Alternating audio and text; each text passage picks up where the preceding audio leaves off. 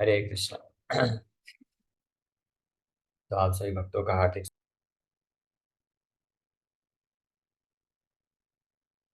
अ, आज के गौर कथा में श्री चैतन्य चरितमृत से। तो आज हम लोग चर्चा करेंगे श्री चैतन्य चरितमृत आदि लीला के चौथे अध्याय, जिसका नाम है श्री चैतन्य महाप्रभु के प्राकट्य का आंतरिक कारण। और इसके श्लोक संख्या 30 और 31 पे भी चर्चा कर लिया था। तो भगवान कृष्ण अपने अवतरण वृंदावन धाम में प्रकट होने के कारण को बता रहे हैं। उसमें हमने यहाँ तक चर्चा किया था, यही सब रस निर्यास करिबा स्वाद, यही द्वारे करिबा सब भक्तेरा प्रसाद। तो इस प्रकार से I shall taste the essence of all these rasas, and in this way I shall favor all the devotees. ब्रजेरा निर्मल राग सुनि भक्त गान, राग मार्गे भजे न छाड़ी धर्म कर्म। तो इस प्रकार से जब भक्त लोग मेरे ब्रज के शुद्ध जो भक्ति है, रस है, लीलाओं को श्रवण करेंगे, तो वो राग मार्ग में यानी शुद्ध प्रेम को विकसित करने के लिए शुद्ध भक्ति मार्ग को स्वीकार करेंगे, और जो शास्त्रों में वर्णन धर्म कर्म इन सबको त्याग देंगे बड़ी आसानी से। तो यहाँ तक हमने कल चर्चा किया था। अब आज 34 नंबर श्लोक पे चर्चा करना है। अनुग्रहाय भक्तानां मानुषं देहमाश्रिता, भजते तादृशी क्रीडा या श्रुत्वा तत्परो भवेत्। Krishna manifests his eternal human-like form and performs his pastimes to show mercy to the devotees. Having heard such pastimes, one should engage in service to him. अनुग्रहाय भक्तानाम, अपने भक्तों पे अनुग्रह यानी कृपा करने के लिए। मानुषम देहम आश्रितः, इस मनुष्य के स्वरूप जैसा दिखने वाले अपने नित्य सनातन रूप में भगवान प्रकट होते हैं। भजते तादृशी क्रीड़ा, और उन भक्तों पे कृपा करके के साथ भगवान भिन्न भिन्न प्रकार की लीलाएं करते हैं। या श्रुत्वा तत्परो भवेत्, जिसको सुन करके व्यक्ति तत्परो भवेत्। तत्पर मतलब उन पे फुली इंटेंट अपॉन हिम, उन पे पूर्ण रूप से आश्रित या पूर्ण रूप से उनके प्रति प्रेम विकसित कर लेना चाहिए। तो ये श्रीमद् भागवतम के 10वें स्कंद के 33वें अध्याय के 36 नंबर श्लोक में सुखदेव गोस्वामी वर्णन करते हैं, जिसमें इस श्लोक में भगवान कृष्ण के प्रकट होने का जो मुख्य कारण, आंतरिक कारण है, उसको वर्णन किया जा रहा है। एक तो है कि भक्तों के ऊपर अनुग्रह करने के हेतु, और दूसरा यह श्रुत्वा तत्परो भवे, फिर ऐसी लीलाओं को जब करते हैं भगवान, तो फिर उनके ऊपर कथा का श्रवण कीर्तन होता है, और जो भी उनका कथा श्रवण कीर्तन करते हैं तो तत्परः हो जाते हैं। तत्परः मतलब भगवान पे समर्पित हो जाते हैं, और शुद्ध भाव में शुद्ध प्रेम विकसित करके उनको शुद्ध रूप में सेवा अर्पण करना प्रारंभ करते हैं। इस उद्देश्य से भगवान इन लीलाओं को करते हैं, ताकि फिर भक्त जन को एक अवसर प्राप्त हो सके कि वो भगवान के उन दिव्य लीलाओं का श्रवण और कीर्तन कर सके। This text is from Srimad Bhagavatam 10:33-36. The Supreme Personality of Godhead has innumerable expansions of His transcendental form, who eternally exist in the spiritual world. तो भगवान के अनंत विस्तार है, दिव्य विस्तार है, जो दिव्य रूप में आध्यात्मिक जगत में उपस्थित रहते हैं। This material world is only a perverted reflection of the spiritual world, where everything is manifested without inebriety. There everything is in its original existence, free from the domination of time.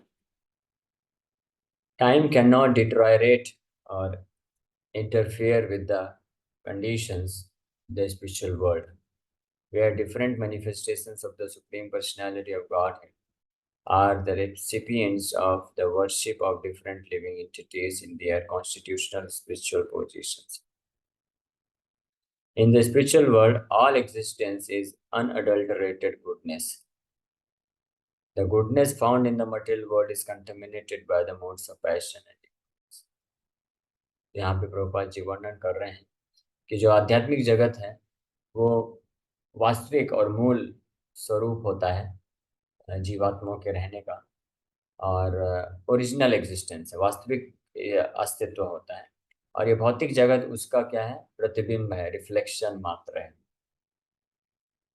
तो हर वो चीज जो इस भौतिक जगत में दिखती है वो आध्यात्मिक जगत में होती है, लेकिन वो अपने शुद्ध रूप में होती है, सनातन रूप में होती है, और उसके ऊपर काल का प्रभाव नहीं होता है। इस भौतिक जगत में हर वस्तु, व्यक्ति, स्थान पे काल का प्रभाव होता है। और काल का क्या प्रभाव पड़ता है? एक ही प्रभाव पड़ता है कि काल के प्रवाह से प्रभावित इस संसार की वस्तुएं, व्यक्ति और स्थान धीरे धीरे नष्ट होते जाते हैं, हर चीज। लेकिन आध्यात्मिक जगत में काल का इस प्रकार का प्रभाव नहीं पड़ता है, तो इसीलिए उसको आध्यात्मिक जगत कहा जाता है। और वहाँ पे जो मोड है, केवल वहाँ पे एक ही गुण पाया जाता है, उसको शुद्ध सतोगुण बोलते हैं। और भौतिक जगत में तीन गुण होते हैं, सतोगुण, रजोगुण, तमोगुण। तो इस जगत का जो सतोगुण भी है वो भी रजोगुण और तमोगुण से दूषित रहता है, लेकिन आध्यात्मिक जगत में जो शुद्ध सतोगुण है वो रजोगुण और तमोगुण से बिल्कुल प्रभावित नहीं होता है, शुद्ध सत्व में हमेशा बना रहता है। इसलिए वहाँ के जो जीवात्माएं हैं वो शुद्ध भक्त, शुद्ध रूप में भगवान की सेवा में निरंतर लगे रहते हैं और दिव्य नव नव रस को प्राप्त करते हैं। The saying that the human form of life is the best position for devotional service has its special significance, because only in this form can a living entity revive his eternal relationship with the Supreme Personality of God. The human form is considered the highest state in the cycle of species of life in the material world. If one takes advantage of this highest kind of material form, one can regain his position of devotional service to the Lord. इस भौतिक जगत में जीवात्माएं भिन्न भिन्न प्रकार के शरीर को ग्रहण करते हैं। कभी मनुष्य बनते हैं, कभी पशु पक्षी बनते हैं, कीट मकोड़े बनते हैं, बैक्टीरिया अमीबा बनते हैं, पेड़ पौधे बनते हैं, जलीय जीव जंतु बनते हैं, देवता असुर बनते हैं। तो इस प्रकार से 84 लाख योनियां हैं, जिसमें से बाकी सब योनियां केवल मनुष्य को छोड़ करके इस संसार में केवल दुख भोगने के लिए होती हैं। और मनुष्य शरीर में भी बहुत दुख होता है, लेकिन मनुष्य शरीर का विशेष महत्व है कि इस मनुष्य शरीर के माध्यम से व्यक्ति अपना ये जो चक्र है, अलग अलग भिन्न भिन्न योनियों में भ्रमण करने का, इससे छुटकारा प्राप्त करके अपना भगवान के साथ नित्य सनातन संबंध को जागृत करके भगवान के धाम में वापस जा सकता है। उस चिन्मय धाम आध्यात्मिक जगत में वापस जा सकता है, जहाँ पे केवल आनंद ही आनंद होता है, जहाँ पे दुख नहीं होता है, जहाँ पे जन्म मृत्यु जरा व्याधि नहीं होती है। वो ऐसा जगत है जिसकी कामना तो हर कोई करता है, लेकिन कोई जानता नहीं है कि वो जगत कैसे प्राप्त किया जा सकता है। यहाँ तक कि फिल्मों में लोग गाने भी बना देते हैं, आ चल तुझे लेके चले उस गगन के तले, जहाँ पे गम भी ना हो, आंसू भी ना हो, केवल प्यार ही प्यार हो। ऐसा वो पहले एक गाना बनाया गया था, जो पुराने फिल्म देखे होंगे उनको याद होगा। तो वो गाना तो गाते हैं, इससे ये पता चलता है उस गाने के माध्यम से कि लोगों के हृदय में इच्छा तो है, वो जाना तो चाहते हैं उस गगन के तले, उस जगत में जाना चाहते हैं जहाँ पे कोई गम ना हो, कोई दुख ना हो, कोई आंसू ना हो, केवल, और कोई द्वेष भावना ना हो, केवल प्रेम ही प्रेम हो। लेकिन ये भौतिक जगत में ऐसा गगन कहीं मिलने वाला नहीं। वो गगन केवल आध्यात्मिक जगत में है। वही एक ऐसी स्थिति है जहाँ पे केवल आनंद ही आनंद होता है, जहाँ पे केवल प्रेम ही प्रेम होता है। आध्यात्मिक जगत का वर्णन ब्रह्म संहिता में ब्रह्मा जी बड़े सुंदर तरीके से बोलते हैं। यथा गानम नाट्यम गमनम पे प्रिय सखी, चिदानंदम, कि जहाँ पे आध्यात्मिक जगत वो स्थान है, भगवान का वो दिव्य धाम है जहाँ पे हर जो स्टेप है, पग है, वो नृत्य के समान है ना।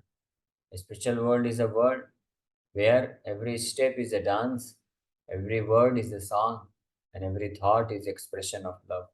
आध्यात्मिक जगत वो जगह है जहाँ पे हर पद, हर पग जो व्यक्ति लेता है वो नृत्य के समान, जहाँ पे हर शब्द गाने के समान है, और जहाँ पे हर प्रकार का विचार आ, प्रेम की अभिव्यक्ति होती है भगवान के लिए।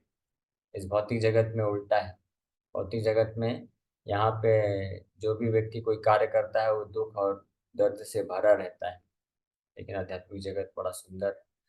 तो उस आध्यात्मिक जगत को, उस गगन को, आध्यात्मिक गगन को केवल वही व्यक्ति प्राप्त कर सकता है, वही जीवात्मा जो मनुष्य शरीर में रहते हैं, उनके लिए ही ये सुविधा है। और उस मनुष्य शरीर का लाभ उठा करके जो अपने भगवान के साथ अपने संबंध को जानते हैं और फिर उसका पालन करते हैं, भगवत भक्ति में लग जाते हैं, हरिनाम संकीर्तन में भाग लेते हैं विशेष रूप से इस कलयुग में, तो वो उस परम धाम को प्राप्त कर सकते हैं। Incarnations of the Supreme Personality of Godhead appear in all the species of life. Although this is inconceivable to the human brain, the Lord's pastimes are differentiated according to the appreciating capacity of the different types of bodies of the living entities. The Supreme Lord bestows the most merciful benediction upon human society when He appears in His human form. It is then that humanity gets the opportunity to engage in different kinds of eternal service to God. तो इसी कारण भगवान अलग अलग अवतार लेते हैं। तो भगवान के अवतार हर प्रकार के स्पीसीज में होता है, 84 लाख योनियों में जाके भगवान अवतार लेते हैं। हालांकि जो मनुष्य का बुद्धि है वो इसको समझ नहीं सकता है कि भगवान पेड़ पौधे के रूप में कैसे अवतार लेते हैं, कौन सा अवतार लेते हैं और उसमें कैसे धर्म की स्थापना करते हैं।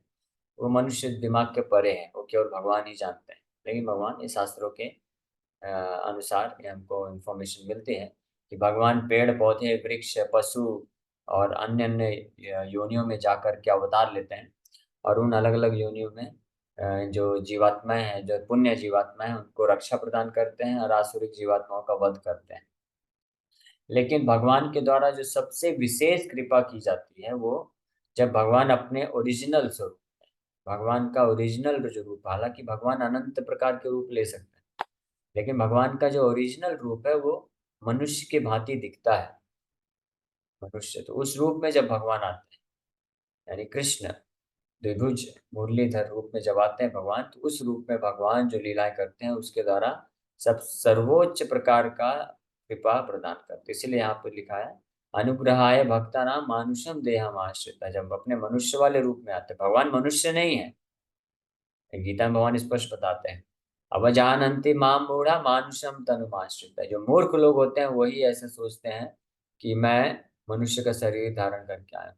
भगवान मनुष्य रूप में नहीं, लेकिन मनुष्य के तरह दिखते हैं भगवान। या वास्तव में ये बोलना चाहिए कि हमारा जो रूप है ये भगवान के ओरिजिनल रूप पे के तरह बनाया गया। लेकिन यहाँ पे समझाने के लिए कि भगवान अलग अलग प्रकार के रूप के अवतार लेते हैं, लेकिन उसमें जो उनका मनुष्य वाला रूप होता है, मनुष्य दिखने जैसा वाला जो रूप है, यानी कृष्ण का ओरिजिनल रूप है, उसमें यह श्रुत्वा तत्परो भवेत, उसमें सबसे सर्वोच्च प्रकार का लाभ मनुष्य समाज पा सकता है। लेकिन वो केवल वही पा सकते हैं जो भाग्यशाली होते हैं, जो उसको स्वीकार करते हैं, भगवत भक्ति को। इसलिए प्रभुपाद जी बोले कि जो भी मनुष्य है, जो भी व्यक्ति कृष्ण भावना मृत आंदोलन से जुड़ जाते हैं, भक्ति में लग जाते हैं, वो बहुत भाग्यशाली है। और जो नहीं जुड़ पाते हैं वो दुर्भाग्यशाली है। और फिर आगे बताते हैं कि जो भक्ति में आके और उसके बाद भक्ति को छोड़ के चले जाते हैं वो परम दुर्भाग्यशाली, वो मोस्ट अनफॉर्चुनेट, क्योंकि ऐसा सुअवसर और किसी योनि में प्राप्त नहीं। Special natural appreciation of the descriptions of a particular pastime of Godhead indicates the constitutional position of a living entity. Adoration, servitorship, friendship, parental affection, and conjugal love are the five primary relationships with Krishna. The highest perfection stage of the conjugal relationship, enriched by many sentiments, gives the maximum relishable melody to the devote. अब मनुष्य समाज में भी जब भगवान आते हैं लीला करते हैं तो उसमें अलग अलग 5 प्रकार के संबंध होते हैं। दास्य, साख्य और शांत रस, दास्य रस, साख्य रस, वात्सल्य और श्रृंगार रस, माधुर्य रस। तो इसमें जो सब सर्वोच्च सर्वोत्कृष्ट है, सबसे उत्कृष्ट है, जो सबसे शुद्ध रस है वो माधुर्य रस होता है। और इसमें जो भक्त इस रस में जो स्थित होते हैं उनको सर्वोच्च प्रकार का रस की प्राप्ति होती है, आनंद की प्राप्ति होती है। The Lord appears in different incarnations as a fish, tortoise, boar, as Parshuram, Lord Ram, Buddha, and so on, to reciprocate the different appreciations of living entities in different stages of evolution. The conjugal relationship of amorous love called Parkiyaras is the unparalleled perfection of love exhibited by Lord Krishna. जिस प्रकार से भगवान के असंख्य अवतार होते हैं और उनसे संबंधित उन अलग अलग अवतारों के असंख्य भक्त होते हैं, लेकिन जो सबसे ऊंचा स्थिति का जो प्रेम का आदान प्रदान होता है और शुद्ध रूप में, सबसे शुद्ध रूप में और सबसे उत्कृष्ट रूप में जो प्रेम का आदान प्रदान होता है वो भगवान के स्वयं रूप यानी ओरिजिनल रूप श्री कृष्ण के रूप में, और उसमें भी उनके जो परकीय रस की गोपियां हैं उनके साथ जो प्रेम का आदान प्रदान है वो सबसे सर्वोत्कृष्ट है, सबसे उत्कृष्ट होता है और सबसे शुद्ध प्रेम का आदान प्रदान होता है। हालांकि इस चीज को जो भौतिक बुद्धि रखने वाले व्यक्ति हैं मनुष्य समाज में वो नहीं समझ सकते हैं, क्योंकि इस भौतिक जगत में जो कि रिफ्लेक्शन है, प्रतिबिंब है आध्यात्मिक जगत का, हमने पहले भी चर्चा किया है। तो ये भौतिक जगत आध्यात्मिक जगत का, आध्यात्मिक वस्तुओं का, आध्यात्मिक संबंधों का उल्टा प्रतिबिंब है। उल्टा प्रतिबिंब होने के कारण इस भौतिक जगत में ये अनुभव है कि ये जो परकीय रस होता है, जो गर्लफ्रेंड बॉयफ्रेंड वाला बिजनेस बोल सकते हैं, या जो पति पत्नी है लेकिन पत्नी का बाहर किसी पति से, किसी व्यक्ति से संबंध होता है, तो ये सबसे घटिया रिलेशन संबंध माना जाता है, क्योंकि यहाँ पे बहुत ही विकृत स्थिति में होता है और ये प्रतिबिंबित रूप है। लेकिन इस प्रकार का जो संबंध होता है आध्यात्मिक जगत में, जिसको परकीय रस बोला जाता है, माधुर्य रस के भी दो डिवीजन है, एक स्वकीय रस और दूसरा परकीय रस। स्वकीय रस में तो जो द्वारका की रानियां आती, 16,108 रानियों के साथ भगवान विवाह किए, तो वो स्वकीय रस की उनकी माधुर रस में आती हैं। तो वो जो संबंध है उससे भी ज्यादा उत्कृष्ट, उससे भी ज्यादा श्रेष्ठ और उससे भी ज्यादा शुद्ध रूप में जो संबंध है वो परकीय रस है, जिसमें ब्रज की गोपियां आती हैं। लेकिन इसको जो इस संसार के जो भौतिकवादी लोग हैं, जो भक्त नहीं हैं, या जो सूडो डिवोटीज हैं, सूडो डिवोटी यानी तथाकथित वैष्णव हैं, जो सिद्धांत नहीं जानते हैं, तत्व तो नहीं जानते हैं, तो वो इस रस को नहीं समझ सकते हैं और न ही इसकी शुद्धता को समझ सकते हैं। और जब ये समझ नहीं सकते इस रस को और शुद्धता को, तो उस रस को, उस भाव को प्राप्त करना तो उसके समान है जैसे कोई बौना चांद को प्राप्त करना चाहता है। तो जो बौना व्यक्ति होता है वो भले ही कितना भी छलांग लगा लगा के चांद को मैंने पा लिया ऐसे दिखाए दूर से कि मैंने अपने हाथ में चांद को पकड़ लिया है, दिखने में लग सकता है कि हाथ के अंदर आ गया है चांद, लेकिन वास्तव में वो बौना व्यक्ति और चांद में लाखों किलोमीटर का डिफरेंस है। उसी प्रकार से कुछ सहजिया डिवोटी होते हैं। सहजिया यानी तथाकथित ऐसे वैष्णव या भक्त होते हैं, भक्त नहीं होते हैं लेकिन वो तथाकथित होते हैं, जो डायरेक्ट जो है भगवान की रासलीला में जंप कर जाते हैं और भागवत कथा करते हैं, भगवान की रासलीला का वर्णन इस संसार के जो भौतिक स्त्री पुरुष या मंडे लड़के लड़कियों के संबंध की तरह उसको प्रदर्शित करते हैं, गायन करते हैं, उसका चित्र बनाते हैं। तो इस प्रकार से जो करते हैं तो उनका उसी प्रकार से स्थिति है जैसे कोई बौना चांद को पकड़ने का प्रयास कर रहा है, क्योंकि जब तक कोई प्रमाणिक शुद्ध भक्त के मुख से भगवान के इन लीलाओं को, इन रस को तत्व के रूप में नहीं समझेगा, तब तक वो उनकी शुद्धता को नहीं समझ सकता है। और इसका प्रमाण क्या है कि कौन वास्तविक रूप में भगवान की रासलीला को समझ गया है? सुखदेव गोस्वामी खुद बताते हैं कि जो जो भक्त है, जो वास्तविक भक्त है जो भगवान के इस दिव्य लीला को समझता है, इसकी शुद्धता को जान जाता है, तो वो उसके हृदय से समस्त प्रकार के भौतिक जो कामनाएं हैं, काम वासना है, वो नष्ट हो जाती है। उस संसार इस भौतिक संसार की काम वासना से पूर्ण रूप से वो मुक्त हो जाता है। जैसे नारद मुनि हुए, सुखदेव गोस्वामी, नारद मुनि, वेद व्यास जी और अन्य अन्य इतने महान शुद्ध भक्त जो खुद इस संसार के भौतिक रसों से पूर्ण रूप से विरक्त है, जिनको कोई काम वासना नहीं है, कोई क्रोध नहीं है, कोई लोभ नहीं है संसार से, वो लोग ही हैं, वो ऐसे महान भक्ति हैं जो भगवान के रास लीला का सही मायने में वर्णन कर सकते हैं, उसको सही मायने में समझ सकते हैं, समझा सकते हैं, और उस भाव में स्थित होकर के उसको अनुभव कर सकते हैं। इसलिए हम भक्ति की शुरुआत की अवस्था में, हम सब शुरुआत की अवस्था में, तो भक्ति की शुरुआत की अवस्था में भक्त को कभी भी ये प्रयास नहीं करना चाहिए भगवान की जो रास लीला संबंधित जो पास टाइम है, परकीय रस, स्पेशली परकीय रस की जो लीलाएं हैं, उनको कभी पढ़ना या सुनना नहीं चाहिए। विशेष रूप से ऐसे लोगों से तो बिल्कुल ही नहीं सुनना चाहिए जो कथा तो बड़ा बड़ा करते हैं, लेकिन उनका जो व्यक्तिगत जीवन होता है उसमें पाया जाता है कि वो अलग अलग प्रकार की इंद्रिय तृप्ति की भावना से जुड़े हुए हैं, अलग अलग प्रकार की इंद्रिय तृप्ति करते हैं।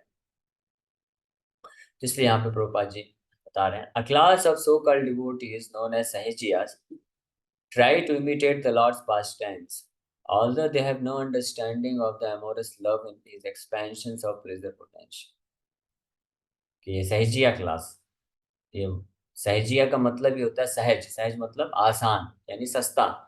तो कुछ ऐसे क्लास, ऐसे भक्त होते हैं, तथाकथित भक्त होते हैं, वास्तविक भक्त नहीं होते, तो वो बहुत सहज ले लेते हैं, बड़ा सरल ले लेते हैं, चीप सस्ता सस्ते में ले लेते हैं भगवान कृष्ण का गोपियों के साथ लीला। और इस प्रकार के जो ये तथाकथित भक्त होते हैं, जो तत्वतः तत्व के साथ भगवान की लीला को नहीं जानते हैं, तो वो इस प्रकार से वर्णन करते हैं कि कल रात को मैं ब्रज में घूम रहा था, और ऐसे कुछ माताएं होती तथाकथित कि मैं घूम रही थी और कृष्ण आते हैं, मेरा साड़ी खींचते हैं।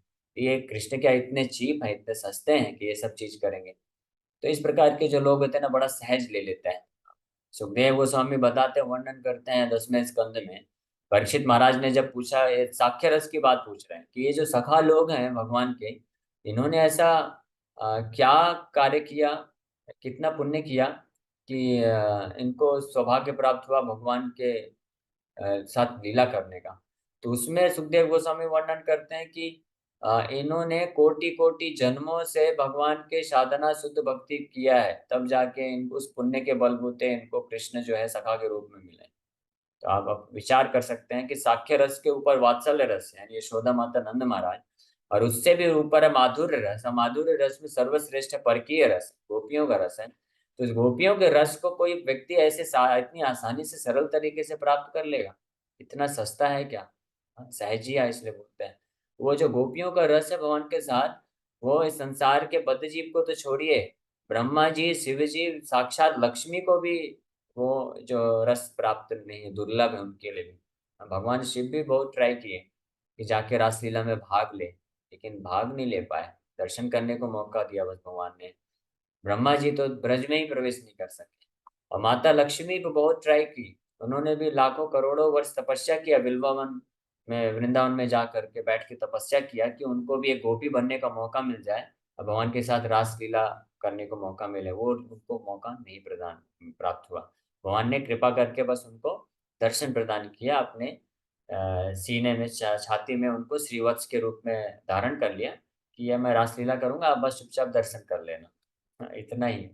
तो यानी ये जो गोपियों का संबंध है कृष्ण के साथ, ये इतना उत्कृष्ट, सर्वोच्च है और इतना शुद्ध है कि माता लक्ष्मी को भी वो भाव नहीं प्राप्त है, क्योंकि उनका जो भाव है वो ऐश्वर्य ज्ञान, ऐश्वर्य से पूर्ण ज्ञान है, पूर्ण से संबंध है। हाँ? यानी उसमें भी कुछ थोड़ा सा दोष है। दोष हमारे जैसा दोष नहीं संसार का, वो भी माता लक्ष्मी तो साक्षात भगवान की अर्धांगिनी है, तो कोई साधारण स्त्री नहीं है। लेकिन क्योंकि उनके अंदर भी ये भाव है कि मैं ऐश्वर्य की देवी हूँ, तो केवल इतना भाव होने के कारण कि मैं ऐश्वर्य की देवी हूँ, ये अशुद्धता, थोड़ी सी अशुद्धता होने के कारण उनको कृष्ण के साथ गोपियों का जो रास लीला उसमें प्रवेश नहीं मिल पा रहा है। तो हम सोच सकते हैं कि जो गोपियां भगवान के कृष्ण के साथ रासलीला में जिनका संबंध है, तो उनका हृदय पूर्ण रूप से शुद्ध है, और वो जो रस है, संबंध है, वो पूर्ण रूप से शुद्ध है, 100% प्योर फॉर्म में एग्जिस्ट करता है। लेकिन कोई भी भौतिकवादी व्यक्ति नहीं समझ सकता है, और विशेष रूप से ये जो सहजिया लोग होते हैं, ये तो बिल्कुल भी नहीं समझ सकते हैं।